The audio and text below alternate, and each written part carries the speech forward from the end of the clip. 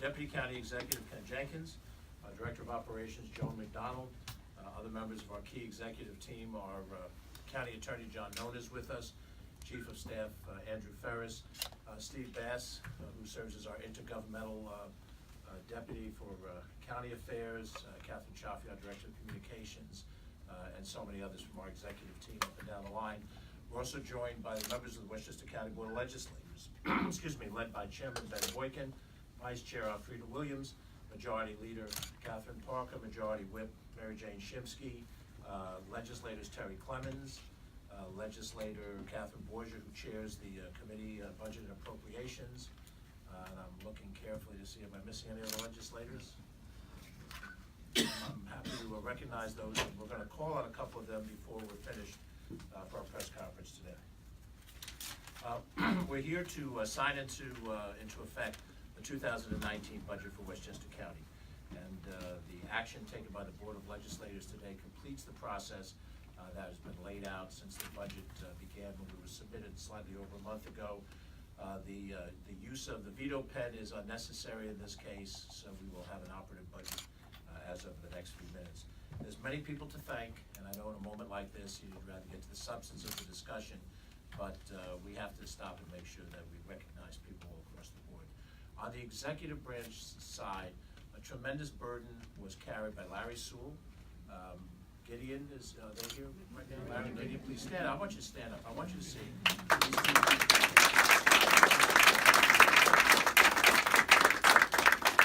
Time and effort and energy into preparing this budget, going through numerous meetings at the executive branch side, and then being equally available to the legislators as different issues came up. He's smiling now. I think they'll leave it early today too. Did you give the authority? Yeah, they can leave early today. Either that or we'll all be over the brazen fox. But in any event, the hard work within the administration begins with each department preparing a budget submission. And so every single commissioner, there are some present and there are some elsewhere, who went through the process of doing this under the direction of Joan McDonald as Director of Operations, and her Deputy Director Emily Saltzman, who is with us, was to start to review all these different issues. And as I've made the point more than once, we have made some changes in commissioner and department head positions from the prior administration, but we kept a lot of people from the prior administration. We kept the finance and the budget teams intact, and many other of the professionals. So they gave us a good professional analysis with one important difference. We invited them to look at their departments with a growth potential, not just to maintain or reduce reality. Now, we're not able to do all the things we'd like to do in this budget. We'll talk about the budget itself in a second. But those commissioners went through the process, perhaps for the 7th or 10th time in their career, but for the first time with an opportunity to look at their departments creatively to try to come back with some additional ideas and proposals. And it became Joan and her team's responsibility to winnow out through those things, negotiate to try to get as tight a budget as we could get on the expense side, and that's not an easy process to do. And the legislators showed great diligence over the last month, trying to delve into those departments, each one at a time, to understand what the details are. I have been a legislator for a long time. I've been through many, many different budgets as a legislator. It's very difficult to understand how the numbers fall until you understand how the departments run, until you understand what their functions are, how they're staffed to perform those functions. And many of the legislators here today that were involved in the budget review process began their analysis of departments a long time ago. I'll note, because she's sitting right here, Mary Jane Shimsky has long looked at the departments that relate to infrastructure, DPW and others. And that is what is required over the course of a whole year. Not just the analysis of a budget and gross numbers when it comes budget time, but understanding how these departments are structured. Many of us, we're new in our executive authority now as we complete our first year. Some legislators here are new. We're all going to work through and grow the process together. But a note of thanks to Joan, her operational team, and all the commissioners, and led by the budget department in their work. And I'm going to personally lead in a round of applause for you. When we submitted the budget to the Board of Legislators, our senior management team met to talk about that. And the leading person in the senior management team with me is Ken Jenkins, the Deputy County Executive. I'm going to invite him to say a few words. John Nona, our county attorney, performs a legal function with us, but both John and Ken, as have I, have been Westchester County legislators and have been through the budget and analyzed it as legislators in past years and some different circumstances. I'm, kind of far enough out of the legislative process here to see a different process that the board goes through today than in my day. But their role and ability to help us pull together some of these things once the departments had reported was essential. At the level of the Board of Legislators, certainly the leadership team, and I want to cite, even though they're not here today, the Republicans who were part of the process. Whether they voted for the budget or not isn't the most essential factor. The most essential factor is that they engage in the process of self-governance. I have been in the minority, I have been in the majority in most every level of government. I've been the minority leader of this board prior to becoming chairman. And whether or not we agree on the final day, it's the interaction of all parties, all 17 members that matter. So I appreciate the role that the Republicans have played, and I appreciate the role that the leadership of this board, the Democratic leadership, has played, and how they have worked through different issues, have led the process on ads and on deletes, and on the substance of these things. In addition to the chairman of the leadership team that I just introduced, I want to thank again publicly Catherine Borgia for her work on the Budget and Appropriations Committee. It is the toughest committee of the Board of Legislators to have responsibility for. It is the most impactful committee, and to lead that committee through a budget process is like driving a car through getting flack on every side of you. You come to the end of it, and the car is still intact. So, Madam Chair, for your work on that board with your committee and the leadership of the board, we give you great thanks and applause.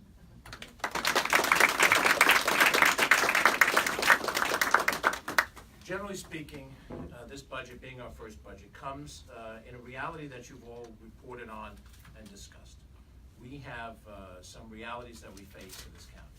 We inherited a budgetary situation which for many years did not raise revenue sufficient to run the county government. I've said before and I'll say it again, you cannot run this government with the level of mandated costs on a 2% tax increase, property tax increase every year. The $11 million that a 2% increase raises is insufficient to run the government as we have it structured, and the responsibilities of this government, 65% of which are mandated by the state. So we deal with a proximate reality. We have to stay within a tax cap. We have an electorate that would prefer that we never raise taxes, if not reduce taxes at every opportunity, because they feel the heavy burden of property taxes. And yet we have people who consume services that are essential, that they have to have a public bus to take them to their work, that they have to have social services deliver certain services to them because they're in need. And sometimes it's very difficult to correlate the need of the spending of the money if you yourself do not have that need. And I've often said, if you are not in jail, incarcerated, or on probation, having been incarcerated, you don't understand what the jail and what the probation departments are about in this county government. And if you don't get on a Beeline bus, you don't understand necessarily what the transportation is in this county. It's not your problem, but it is our responsibility to provide those services. And that's what this budget has to do, whether or not the individual consumes the service or not. I mean, there are services that we consume that are somewhat invisible. When the local government picks up your garbage and recyclables, you don't see the role of the county government in the process of its final disposal, but the county government has a significant role from the transfer station to either Charles Point or Murph in terms of the removal of those things in our waste stream, and the role that the county government plays in the sewage treatment. I'm sure it's after lunch, everybody doesn't mind talking about sewage, still well before dinner. But the bottom line is public health is ensured by proper disposal of sewage, and that's a problem of that's responsibility of county government as well. So when we sit down, we work with numbers. Behind tax rates are human beings and are services that are essential to society. And that's the correlation I think that people have to make. When you write your headlines in print, when you have your lead in from the anchor desk to the reporter that's going to cover this story, remember that it's not just the tax rate, it's not just the total cost of government, it is the services of those that this government provides. And if you fail to give proper weight to the services, then it looks as if money is being spent irrelevantly. And in fact, it treats sewerage, it incarcerates those who have to be incarcerated, and a host of other things. That is the essential part of what was accomplished here today. And for the next year, we have a game plan for how this is going to be executed. Now, absent any additional forms of non-property tax revenue, we had limited revenue to work from in this budget. We had a $60 million budget to close, a gap to close. This budget closes that gap. We had much conversation over the proposal that was put forward by the administration to sell the county center parking lots to the Local Development Corporation. As I have said previously, I will say again, we have no intent to move forward on that proposal any sooner than July 1st. Why is July 1st the date? Because the state legislature will be in session between January 1st and July 1st. And we intend to discuss with our colleagues who represent us in Albany what forms of alternate non-property tax revenue are available to us. And if we can find sufficient revenue to balance this budget without having to make this transaction, we will not make this transaction. The transaction is legal, and the transaction would be done in detail at the time that we would move forward on it. And at that point in time, we would discuss a host of issues that have been raised. Someone might say, well, what's the appraisal of the property? Appraisal of the property would be necessary at the time that we move forward on it. Someone would say, how are we going to handle the question of land alienation? We would have to take some action in the state legislature before they go out of session, and then that would have to be in place in order for us to move forward on the transaction. But the budget doesn't require, the budget passage does not require those things to be done. And if we're able to find those alternative revenues, and there are plenty of sources to find it from potentially, and we don't have to do the plan, then that would be, I think, an honorable solution to what we had, what we faced. But beyond the parking lot deal, I also want to make one other mention. There's been some discussion about what's happened in the past with other kinds of one-shot deals. I've decried one-shot deals. They're a bad idea, they're a bad fiscal idea, and I'm doing it. Why am I doing it? Because I don't have any other alternatives.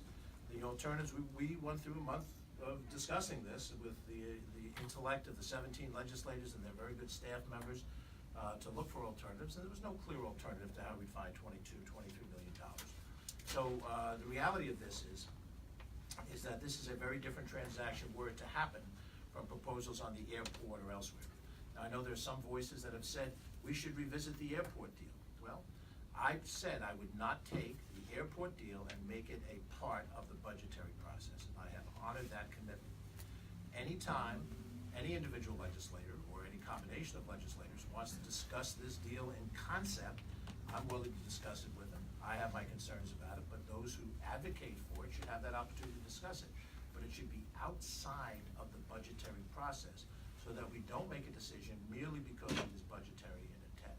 By the way, if we do this parking lot arrangement, it's in July. It's not during the heart of the budget process. It gives time to be thoughtful and to make a decision as to what you think legislation should look like. Not, you must pass this budget, it must be balanced, and you must do this deal right now. So I drew a distinction between past conversations and this one, and certainly I can elaborate on that on Facebook, so I'll see you there. We can also talk about how the Jets actually won a game. That'll last for 1 week. Giants do. But the Giants too. The Giants will be back. I also want to highlight that as we have our conversations with our state legislators, no one should presume what the end result of that conversation is going to be. I've served in both the Assembly and the Senate. I've served alongside many of the current members, and they have every right to draw independent judgments, just as the members of the Board of Legislators do. I consider all 17 members of this board a friend of mine. We have met in a host of different contexts, not the least of which is coffee and conversation. And I wouldn't dream that any one of them would do anything automatically just because I asked it. We're colleagues. We talk through things together, and reasonable people can disagree. And I think anything we look to in the state legislature, we have to presume that they will analyze it, even as our friends, even as we attend events and meetings with them, they'll analyze it on their own basis of public policy. And we'll have to be persuasive if we think there's a revenue stream we could tap. Just as a reminder, what are some of those revenue streams? We've talked a lot about sales tax. There is, first of all, the possibility that the state will authorize internet sales taxation. The Supreme Court case was adjudicated last year that allows for that to happen. Enabling legislation will have to come from the state. If that does, we've had estimates that we will have a higher result of sales tax than we might have otherwise. And there were some folks who were critical of the numbers that we projected based on those projections. Perhaps if the internet sales tax comes through, that alone may cover any concerns they've had about the decisions that we've made. There's the possibility that the state will authorize sports betting. New Jersey has done it already. It's been determined to be legal. And New York may jump into that pool. And if they do, how they handle the compensation from that pool from the various other jurisdictions may involve revenue that we get. There's quite a discussion about whether or not marijuana should be made legal. Don't know if it's going to happen. Were I in the state legislature, my opinion would matter. Sitting here in the county legislature, government, doesn't matter. But if they do decide to open up that's a revenue stream that we as a county government would expect to see, and we'll discuss whether that's a permanent revenue stream and what that would look like. We have discussed and we are pursuing whether red light cameras represent a revenue stream. Red light camera authorization that has already been given and already operative in the city of Mount Vernon, in the city of New Rochelle, in the city of White Plains, the city of Yonkers, city of New York, County Nassau, County Suffolk. Westchester County would be looking only for parity to those jurisdictions around us. We'll have those conversations with our state legislative colleagues to see what happens. When the state authorized Uber and Lyft back in to go effect in the summer of 17, there was no provisions made for county governments to receive any revenue from that discussion. And that dialogue will reopen because the county has responsibility in this area of transportation management, and a revenue stream to go with it from Uber and Lyft seems to be logical, particularly as they're growing in market share in that particular area over taxis and limousines. So all of those things, in addition to the discussion about raising the rate on sales tax, are all possible areas of revenue, and it would be foolish for any of us to speculate which one will be approved. What you can be sure of is we will engage immediately those conversations with our state delegation to determine how they view us moving forward, and we will do that between the board and the executive branch together, and whatever revenue we can achieve, we will strive to achieve, because we recognize that property taxes are the tax that people are most concerned about. We want to use the property tax as least as possible to fund this government, and it's the non-property tax revenue streams that I've just discussed that give us that potential, that opportunity for the future. And as we talk about how the bond rating agencies looked at us, they scored us when they lowered us. Now remember, we weren't lowered from AAA to junk bonds. We were lowered from AAA to AA1, which is still the second highest bond rating you can have, and is still favorable compared to most every other jurisdiction around. So the lowering of the bond rating was not fatal by any means. In fact, there was a bond issuance a week before last, and all three bonds that we had out there, set series of bonds, A, B, and C, were gobbled up pretty fast out on the marketplace. So, but what is important for us to understand is that the rating agencies look at us to see how we're handling certain key things. One of them is at the level of our fund balance, and we all agree our fund balance is too low. It's been tapped into in the last number of years out of necessity. We need to restaff that money, we need to get it back up to a reasonable level, and we can't do that just on a 2% property tax increase every year. We're not gonna do it 5 and 7 and 8, 10% property taxes. So if we do it, we're gonna have to do it with non-property tax revenue, and that's another reason for the dialogue that we'll have with the state, and we hope that our friends of the state can see their way clear to help us out.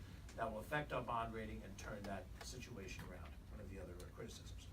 There are a number of proposals that are out there, what we do with the North 60. As I've talked to members of the press who've recently done stories on it, we're working with the developer. There's no slow walking going on here, but there is due diligence. These 60 acres represent the last area of county non-parkland owned land, and we're prepared to commit it on a long-term basis because we believe there's a viability in biotech as a growth factor, and there would be revenue the county would receive from that, but we must do our due diligence before we finalize it. Prior county board signed a lease under a certain set of circumstances, or circumstances have changed. I think the board deserves the right to look at what the changes are and be able to debate and make sure they're comfortable with those changes are, and then we go forward.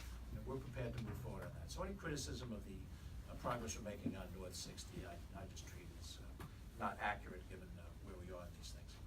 So, final point to make on all of this as we go forward. In this budget, we have tried to do a number of things that we think are important.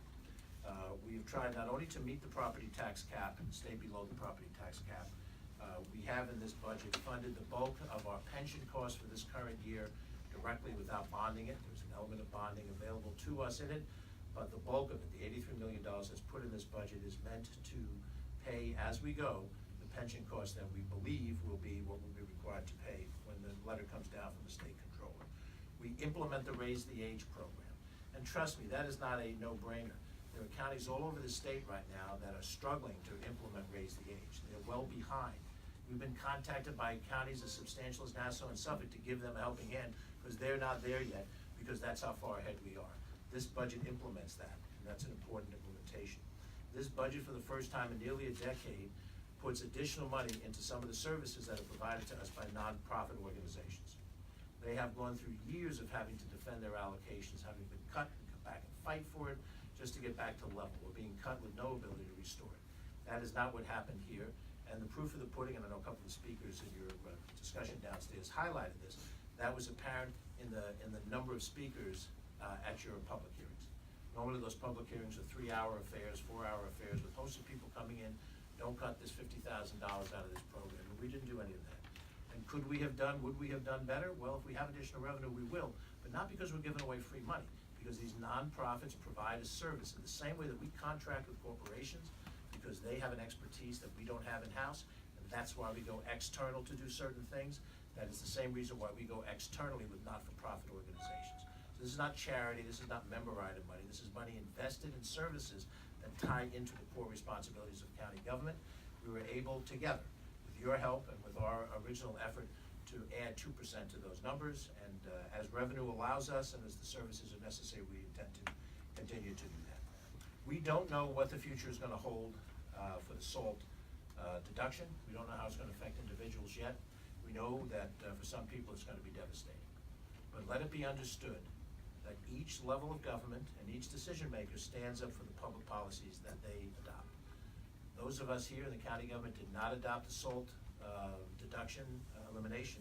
That was adopted by those elected officials in Washington, D.C., who operated under a different philosophy. And if these philosophies and this plan winds up hurting Westchester residents, then the attention and the negativity has to go to the people who got rid of that deduction, who determined that that was good public policy. And I say that because it is not realistic to think that we can slash county government, mandated as we are to provide certain services, to satisfy a misdirected federal government. And that's what it is. It's misdirected federal government policies. And we certainly aren't going to be able to undo what the federal government has done. The federal government is going to have to undo. And if we need new decision makers in Washington, then that's what we need, not to undo foolish policy. We are trying to run this county government as best as we can within the parameters that we've been given. With those thoughts in mind, I want to invite both Ken and Joan to share any thoughts that they have. Then I'm going to invite Chairman Ben Boykin and Budget Appropriations Chair Catherine Borgia to comment, and then we'll open it up to questions for any of us. Ken. Thank you, County Executive. I just wanted to take a few moments just to do a few other things. One is, from the County Executive's leadership in the particular budget process, we had some unprecedented things take place during this budget cycle. I've been the legislator, I was a legislator for 10 years, and I'm still a recovering legislator, as I like to point out to individuals along the way, that this was the first time ever that the county executive went out to hear people before the budget process actually started. So we went out to the community to listen to the communities, both in the northern part of Westchester, southern part of Westchester, to be able to get input from those various organizations, and people took advantage of that. They sent their information in, as well as to participate. This budget, I was in the budget under both kinds of administrations, with a Democrat as county executive, as a Republican as county executive. The budget never went down to the Board of Legislators with the additions that they traditionally had in it. Those were always cut out. So the Board of Legislators always had the job of adding in those miscellaneous budget items for several of the organizations that needed to be accomplished, whether it was for childcare, whether it was for other non-for-profit services.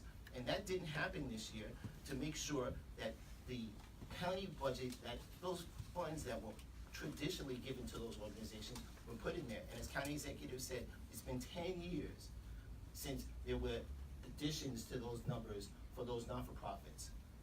And that means that they were really being cut. So if there's a cost of living increase every year, if you hold those numbers flat, it is a cut to those organizations. And as county executive pointed out, those organizations provide valuable partnerships to Westchester County, providing services at cost that we just can't frankly do in the county government, and providing those services that are essential to the people of Westchester.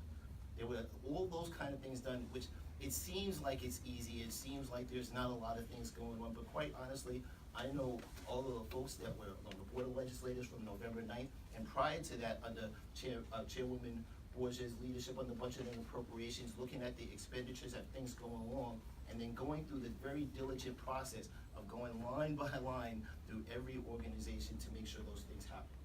Those things don't happen alone, and I wanted to finally just take a moment to shout out all of the staff members from around the county, from the various departments, because again, there was unprecedented access. And again, I was a person that was used to maybe fighting just a little bit. You might have heard some stories, well, okay, all right, about that. To be able to get the information that was necessary to make sure that we were able to do our jobs appropriately. The legislature had unprecedented access. You didn't have to ask 20 people to get information and then have it filtered out and then sent to you in, spoon-fed mechanisms. You didn't have to have legislator Shipsky standing up and saying on the floor of the legislature that they were recommitting an item because you didn't get the information that you asked for in order to move something that was important for the safety and security of the people of Westchester forward. That is a tremendous change, but it is not something that everyone's singing from the same hymnal or Bible or whatever particular religious background that you have. It is really more of a matter of people allowed to do the work that they have to do. And again, the staff members are the ones that make that happen, whether again on the board of legislators, whether it's around the county, making sure that everything seems like the trains are running on time. That only happens because of the hard work of everyone. So again, I wanted to thank everyone for the participation in the process. It was a difficult, time-consuming, late-night process that that we were here until after midnight on Ads Day.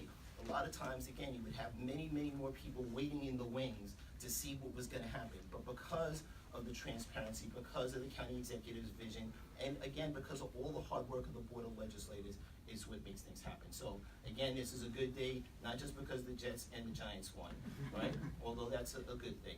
But it's also a good day because, again, for the people of Westchester, things are transparent and moving forward. Thanks a lot, County Executive. Joe McDonald?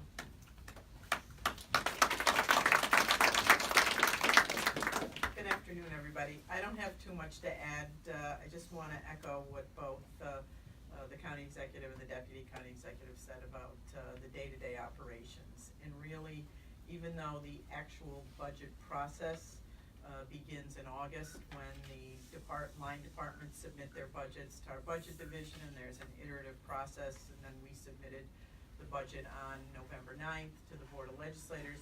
That's the public dialogue on the budget.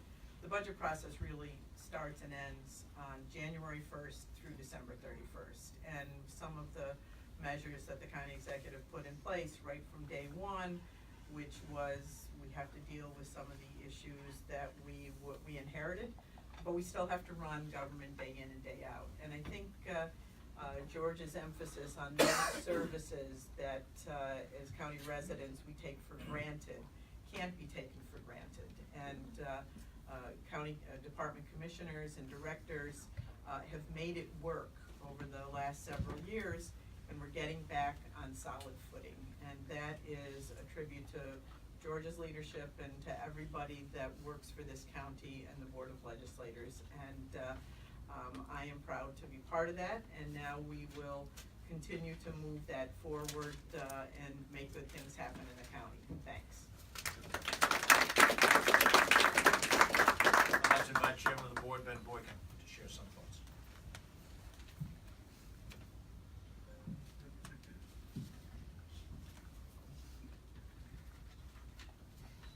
Good afternoon, everyone, and thank you to the county executive, the deputy county executive, director of operations.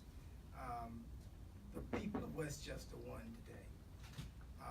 This is a budget that will move us forward to begin the process of rebuilding our finances, adding to our fund balance, and continuing to provide the essential services that the people of Westchester County need and want and must have. What we're trying to do here is to make sure that we provide for public safety, health, mental health, to protect those that can't help themselves, the safety net, to take care of our park systems, to take care of our seniors, to take care of our youth. This is the priorities of the county government of Westchester County. And I'm glad we're continuing that process and beginning the process of stabilizing our finances. Because if we don't stabilize the county's finances, there's not gonna be anything for anyone. So this builds the bridge to a better and brighter financial future for all of us. And let me say, it's been a pleasure for this Board of Legislators to work with the county executive and his team. I've been here 5 years, and it's been a very antagonistic between the 8th and the 9th floor. Whether you were Democrat or whether you were Republican, there was the county executive, and then it was simply the Board of Legislators. That has been changed and turned where we all work together. The transparency is here. And yes, we call on a commissioner and want information, we get information. Because you need information to understand exactly what's going on. You need information for transparency. You need information to make the appropriate and correct decisions. This budget doesn't do it all, but it clearly sets us on the right path where we want to go. And we've done the budget without dipping into the fund balance for 2018. Because obviously that's one of the things that the rating agencies clearly look at. We've used $70 million of this county's fund balance in the last 2 years. We're gonna end the year with about $69 to $70 million of fund balance on a $1,940 million budget. That is not a lot of money in your rainy day funds. You've got to rebuild that, and that's what we're beginning to do. The $23 million for the parking lot, it's a parking lot today, it's gonna be a parking lot tomorrow, and if it gets transferred from one governmental entity to another government entity, it's still gonna be a parking lot. We look forward to working with the county executive as we move forward to talk to our friends in Albany to seek new revenue sources that will help us continue to move Westchester forward. And let me say that we all work together at the Board of Legislators and the county executive team. And again, I must commend Catherine Borgia, the chair of Budget and Appropriations. I said earlier this year that over the next several years, just about everything that we do is underpinned by the financial situation of this county. We may want to do things, we simply cannot do it because we don't have the money. To the Majority Leader, Catherine Parker, we have a diverse caucus with numerous opinions, sometimes different philosophies. She does an outstanding job of talking, managing the caucus process. The Vice Chair of the Board, Frida Williams, brings that thoughtfulness, that wisdom that she has for understanding of nonprofits. And of course, the Majority Whip, knows about public works, those bridges, those roads, the infrastructure, the buildings are falling down. So we have a board that understands the issues, works together. And working with the county attorney and his staff, with the budget, Larry Soul said he was getting ready to go home at 5 o'clock Friday. Larry, we need you here to come up and talk to us about an issue. We thought we were gonna be in caucus 35, 40 minutes. 3.5 hours, we're still in caucus, coming together and getting to where we wanted to be, and then coming up with the least number. So it is a day for Westchester County, because the people of Westchester County won. And I'm very proud to say I'm glad to have this budget done. Thank you very much. We have, obviously, we have we've just been joined by Legislator Chris Johnson and Legislator Terry Clemens. We have obviously the Vice Chair of the Board, Frida Williams, the Majority Leader, Catherine Parker, the B&A Chair, Catherine Borgia, and the Majority Whip, Mary Jane Shinsky. Do we have any other legislators here? I don't see it. And we have staff. We got Greg.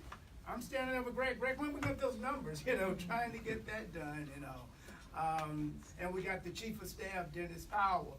We've got Jason Travokas, who's our media specialist, making sure that we have the right information out when we're meeting with the media, talking to the media and all.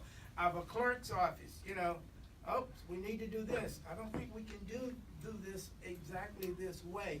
Keeping us grounded, keeping us focused on what we need to do, and all the other staff people that we have with us are here today. It's been a team effort. I see Ali Rositano and Tina Lamango, who are the co-chairs of the budget committee. Just let me say, they start in June looking for locations. Where are we gonna go this year? You know, figure that out. And then there for the many public hearings, they're here for all the public, and then all the B&A. Because just about everything that comes through the board ultimately ends up going through the Budget and Appropriations Committee. Because finance is about a lot of the budget now. So we want to really thank all of our staff that's here. They work so hard and they do so much great work because they're the ones who make sure that the ship runs, the trains run on time, and we get to where we gotta go. So let me say to the staff of the County Board of Legislators, thank you, thank you, thank you. And then finally, Chair of our Budget and Appropriations Committee, as the one said about James Brown, the hardest working man in the show. I mentioned I've been compared to James Brown before. Catherine Bush. That's kinda cool, but I like it.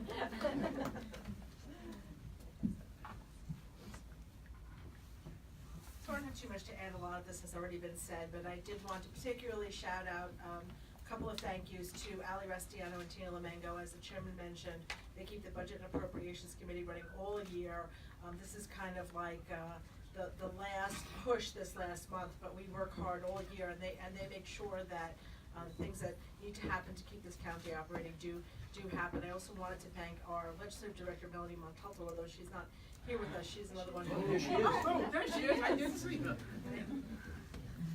She keeps the trains running at the Board of Legislators quite a bit. So as you've heard already, this is a budget that starts to right the ship. It is the first of many years where we will have to make some hard decisions and do some things that will help to regain the financial solvency of Westchester County and put us in the position where we always have traditionally been of being a county that looks hard at problems that some other counties find intractable and finds good solutions to them. I'm very pleased to be part of the team that worked together.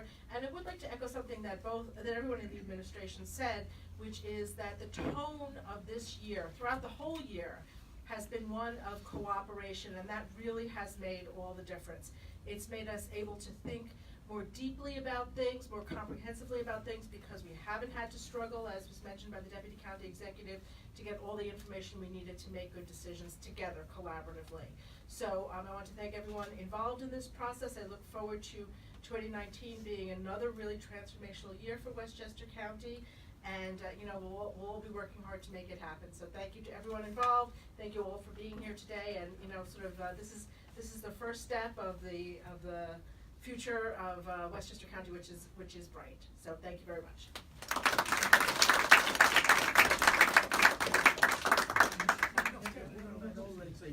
So we're going to open it up to questions, then I'm going to sit down, sign the bill. I'll invite all the members of the Board of Legislators to stand behind me when we do the official signature. So opening up to the press. Any comments, any questions anybody has? Okay, David, and then we'll go to Jonathan. Yes, I have a question regarding the parking lot, which I've written about, and the selling off of the 14 acres of the parkland. And you mentioned in your talk there that you talked about going to Albany to seek alienation of the parkland. Have you changed your position on this? Do you now believe that the parkland needs alienation? But keep in mind that the position that we've taken is that the enabling legislation that would accomplish this could be done in a number of different fashions. We've identified at least 2, maybe 3 different ways it could be done. The traditional way involves alienation, and I referenced it in my general comments. John Nona had done some research and showed that there might be a second way to go, and I know that upset a number of people because of the policy implications of it. But what I've said, and I think I've been consistent with here, is that we will act on that proposal beginning sometime around July 1st if we need to. If we have revenue and we do not need to do that, we can cover the $23 million in some other fashion, other agreed upon revenues, then we won't activate that. And when we do activate it, we'll need to put together enabling legislation that will require the Board of Legislators' approval. They'll have a chance to vote, discuss, diagram exactly what they want to see in that law. If we do go the route of alienation, that will have to be accomplished prior to the end of the legislative session. Usually alienation bills are not that controversial. This one might be, I guess. But in the process of doing that, that's something that can be done very late in the legislative session if it looks like additional revenue is not coming our way. And so we'd have to have that accomplished by the end of June. So the alienation provision would be in. It would leave the option open for the board and for the administration to use whichever route was best. I'm not looking to create a firestorm over this, but I do believe that that the transfer through sales is, we obviously have had a disagreement quite publicly about it. Yes. But nonetheless, I think that I've been as flexible as I can be of indicating don't have to do it if we have the revenue. If we have to do it, there's a couple of different ways we can do it. If in fact we do decide that we have to go in that direction, it's gonna be a dialogue with the legislature. You've heard me talk about doing this across the aisle as well, so that both sides of the aisle are included in the process. And, I don't think that changes any position. In fact, what I've described as an attitude is the attitude I've had for 30 years in public office. Inclusion, dialogue, and obviously I, as you do, support my position very strongly, but that doesn't mean we won't agree on the next issue, David. Jonathan?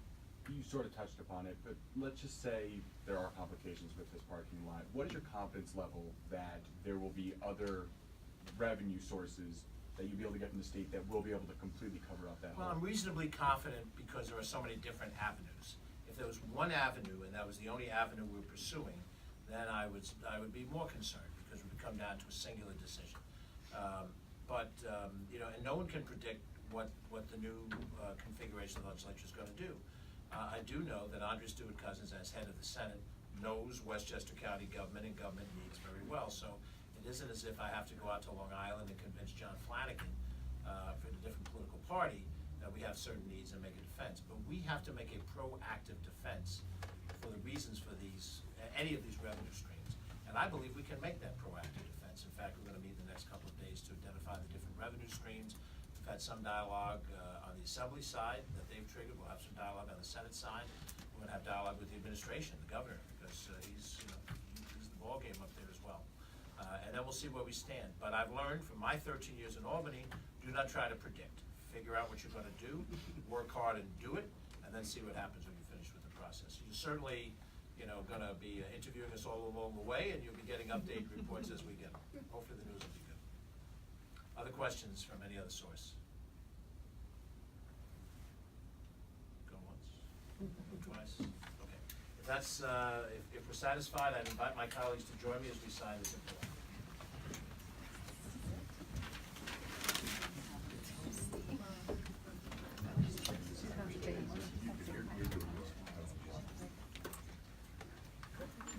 Also support. Probably step up to that here.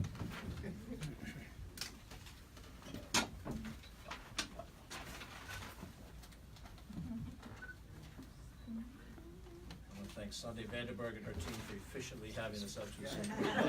I know it ain't that easy. This is Act number 216 of 2018, and it includes all the different component pieces of the budget for the year 2019.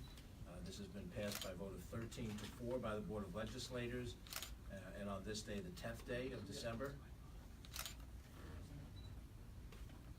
2018, I'm pleased to sign it, thereby making it in effect. And I know we have crummy pens. I promise crummy pens. Catherine Boyd. Oh, thank you. Thank you. We have a budget.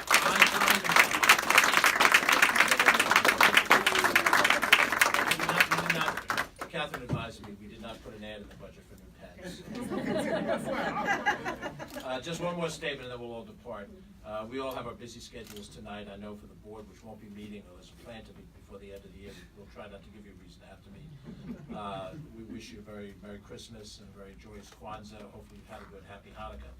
Tonight I've got a couple of stops in a couple of different places, but the last stop I'm going to make tonight, I'm going to drive back into the south side of Mount Vernon. And I'm going to go down the street that I grew up on, and I'm going to look at that little house, and I'm going to be thankful that I was born in this county, and that I've now had a chance to help this county in a concrete way.